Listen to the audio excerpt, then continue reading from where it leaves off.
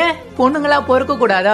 அப்படியே தாண்டி பிறந்தா ஐயோ பொண்ணை பெத்துட்டுமே நிறைய நகை நட்டுலாம் சேர்த்து வைக்கணும், கல்யாணம் பண்ணி கொடுக்கணும், நிறைய மார்க் எடுமா, நல்ல டிகிரி முடியுமா, நல்லா ஒர்க் போ, காசெல்லாம் சேர்த்து கொடு அப்படின்னு சொல்லிட்டு வீட்டுல எல்லாரும் சொல்றாங்க.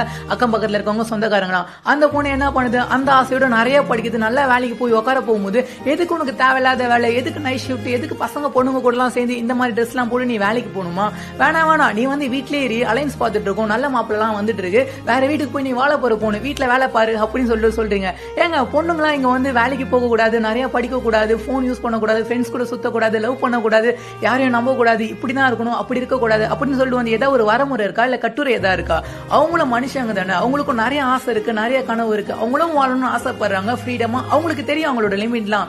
உங்களுக்கு தப்பா தெரிஞ்சா தயவு செஞ்சு வெளியே வந்துருங்க. தப்பான நீங்க தப்பா பார்த்தா அது தப்பா தான் தெரியும், ஏதா இருந்தாலுமே சரியா.